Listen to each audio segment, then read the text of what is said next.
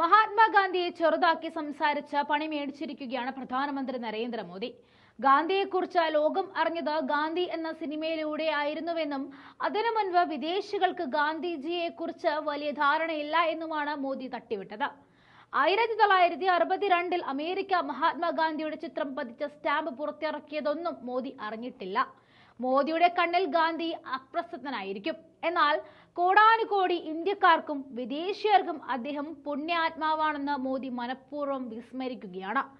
എന്റെ സത്യാന്വേഷണ പരീക്ഷണങ്ങൾ മൊത്തം പഠിക്കാനായില്ലെങ്കിൽ പോലും ഒരു പാഠമെങ്കിലും ഇന്ത്യ മഹാരാജ്യത്തെ എല്ലാ സംസ്ഥാനങ്ങളിലും എലിമെന്ററി വിദ്യാഭ്യാസം ലഭ്യമായവർക്ക് അറിവുള്ളതാണ്.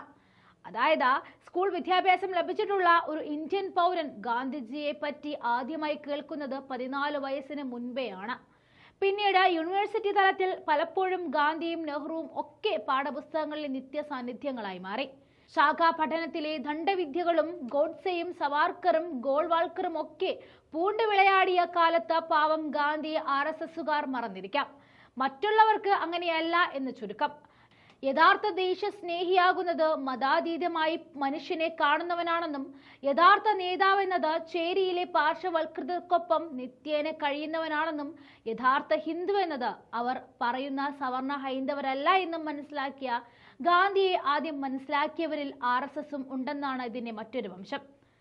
അതുകൊണ്ട് തന്നെയാണ് നഗ്നമായ നെഞ്ചിലേക്ക് വെടിയുണ്ടകൾ പായിക്കുവാൻ അവർ മടിക്കാതിരുന്നത്.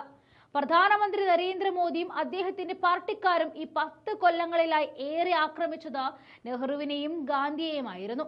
അധികാരം ഉപയോഗിച്ച് ഭരണപരമായ തിരുത്തലുകൾ പോലും നടത്താൻ അവർ മടിച്ചില്ല എന്നതാണ് സത്യം.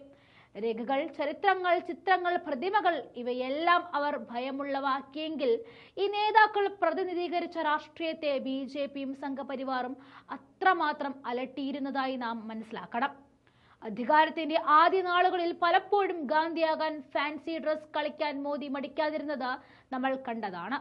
സ്വച്ഛ് ഭാരത് പരിപാടിയുടെ ഉദ്ഘാടനം വാൽമീകി കോളനിയിൽ നടത്തുവാനും ചർക്കയ്ക്ക് മുന്നിലിരുന്ന് ഫോട്ടോയ്ക്ക് പോസ്റ്റ് ചെയ്യാനുമൊക്കെ മോദി ശ്രമിച്ചത് ഗാന്ധിയുടെ ജനപിന്തുണ കണ്ടുകൊണ്ട് തന്നെയാണ്.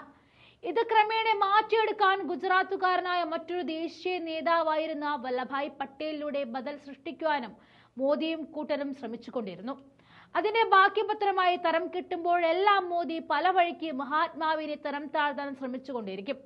അതിനെ ചെറുക്കുവാൻ ഈ രാജ്യത്തെ കോടിക്കണക്കിന് ആളുകൾ അണിനിരക്കുമെന്നും BJP മറന്നു പോകരുത് എന്നതാണ് പറയാനുള്ളത്.